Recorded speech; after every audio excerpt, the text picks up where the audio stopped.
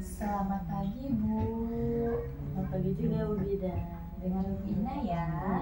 Ya baik, Ibu Ina sebelumnya perkenalkan saya Anissa.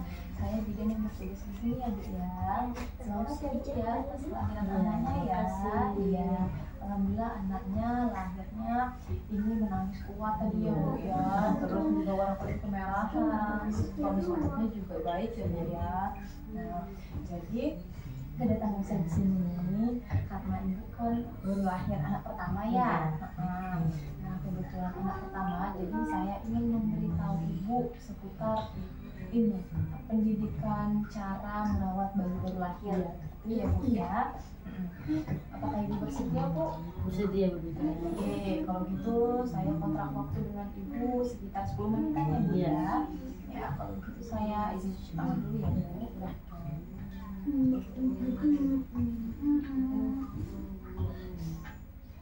ya Allah. Bisa kita mulai ya Bu ya. Bisa. Pertama saya ini akan menjelaskan tentang nutrisi untuk si bayi. Nah, jadi mungkin Ibu pernah mendengar, tapi di sini saya lebih menjelaskan lagi bahwa nutrisi yang paling baik untuk bayi baru lahir sampai usia bayi beranjak 6 bulan yaitu ASI ya Bu ya. Nah, di mana ASI itu sangat baik untuk si bayi. Nah, itu ibu bisa menyusui ASI secara eksklusif. Nah, jadi cukup diberikan ASI saja tanpa makanan tambahan ataupun minuman tambahan apapun ya Bu ya. Nah, jadi ibu bisa menyusui bayi ibu sebanyak 8 kali dalam sehari atau 2 jam sekali. Untuk merangsang ASI ibu banyak, ibu dapat menyusui bayi sesering mungkin. Jadi ASI yang akan diberikan bayi juga tercukupi. Seperti itu ya Bu ya. Kenapa ibu harus memberikan ASI? Karena ASI itu ada mengandung yang namanya kolostrum Bu. Nah, kolostrum ini sebuah cairan yang keluar pada ibu yang baru lahiran itu di hari pertama sampai hari ketiga. Nah, di mana ASINya itu berwarna kuning. Nah, itu paling bagus, tapi keluarnya sedikit. Nah, itu jangan dibuang, harus diminumkan. Nah, karena itu banyak mengandung zat untuk kekebalan ibu sendiri. Itu ya Bu ya. Nah, cara ibu untuk merawat bayi, jaga kebersihan bayi, kontak kulit ke kulit antara ibu dan bayi, terus juga pastikan bayi diletakkan di tempat yang hangat ya Bu ya. Terus juga pakaikan bayi baju, celana, popok, terus juga topi, sarung tangan, sarung kaki, pokoknya pakaian lengkap ya Bu ya, pakai gedung supaya dijaga kesehatannya ya. Terus juga pada saat bayi pipis atau BAB diganti popoknya ya Bu ya, tetap jaga kebersihan bayi ya Bu. Terus juga raba telapak kaki bayi, bila teraba dingin bisa dilakukan kontak kulit ke kulit ataupun ditambahkan selimut. Jadi ibu bisa raba telapak kaki kalau sekiranya ingin, lengketkan aja tangan ibu ke kaki bayi ya Bu ya, ataupun bisa diselimut ya biar tetap terjaga kehangatannya ya Bu ya. Dan pastikan tetap jaga ruangan ibu tetap hangat. Kalau bisa semua itu yang dingin dimatikan AC atau kipas angin dimatikan, seperti itu ya Bu ya. Nah, terus juga saya jelasin untuk posisi ibu pada saat menyusui bayi. Nah, sebaiknya ibu tidur berbarengan sama bayi, bersebelahan sama bayi ya Bu ya, supaya lebih gampang menyusui. Nah, tapi saya anjurkan pada saat menyusui bayi sebaiknya ibu jangan tidur karena takutnya adiknya malah ketimpa ya Bu ya, karena kan rawan masih kecil ya. Terus juga posisikan tidur bayi terlentang ya Bu ya, jangan tengkurap. Karena takutnya kalau tengkurap malah menghambat jalan nafasnya.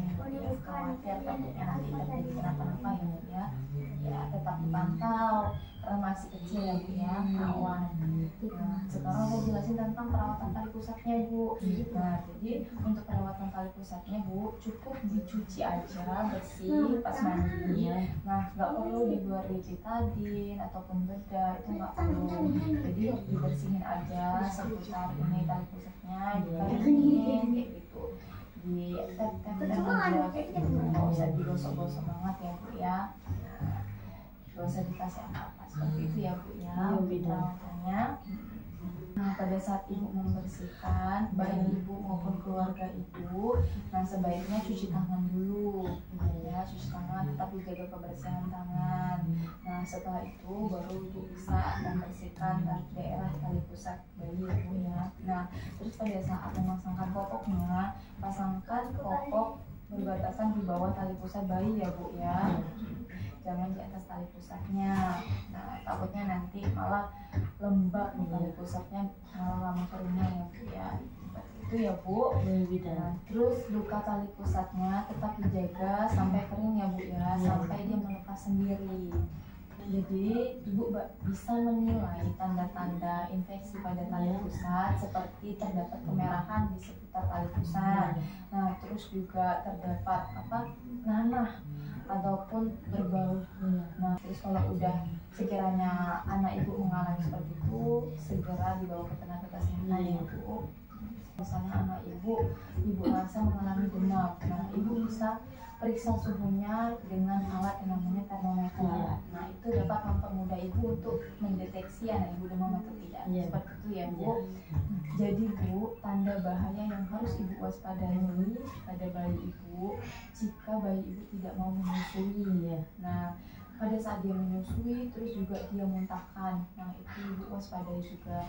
Nah, terus juga jika anak itu mengalami kejang, terus juga dia mau bergerak hanya jika dirangsang, terus juga jalan napasnya melebihi 60 kali per menit. Nah, terus juga jalan napasnya bisa lambat, kurang dari 30 kali per menit. Nah, terus juga tarikan dinding dadanya ke dalam yang sangat kuat, terus juga bisa merintih. Nah, terus juga teraba demam yang suhunya sampai mencapai lebih dari 38 derajat Celcius. Terus juga bayi ibu bisa teraba dingin, nah suhunya kurang dari 36 derajat Celcius. Nah, itu diwaspadai ya Bu ya. Nah, terus juga jika terdapat nanah yang banyak pada matanya, nah terus juga bisa pusatnya mengalami kemerahan meluas mengelilingi daerah perutnya, nah itu ibu waspadai. Terus juga bayi ibu mengalami diare, nah terus juga sama tampak kuning pada telapak tangan, kaki sampai ke badannya. Nah, itu merupakan tanda-tanda bahaya pada bayi baru lahir ibu. Kalau sekiranya anak ibu mengalami tanda-tanda bahaya yang seperti saya sudah jelaskan tadi, ibu bisa segera datang ke tenaga kesehatan ya Bu ya, agar dapat menindaklanjuti ya Bu ya. Seperti itu Bu, apakah ibu paham apa yang sudah saya jelaskan Bu? Paham ya Bu ya. Baik, kalau begitu saya sedikit mengevaluasi ya Bu ya, untuk mengetahui apakah ibu paham apa yang sudah saya jelaskan ya Bu. Jadi Bu, nutrisi yang paling bagus untuk bayi pada saat Bu baru lahir ini apa? ASI nutrisi. ASI, ya benar sekali. Jadi sebaiknya ibu menyusui bayi sebanyak 8 kali sehari. Ya benar. Berarti ibu sudah paham ya Bu ya, sudah saya jelaskan ya Bu ya. Baik, kalau begitu saya rasa cukup ya Bu ya. Ibu bisa kembali istirahat lagi ya. Terima kasih atas kerjasamanya. Saya izin pamit undur diri ya Bu ya.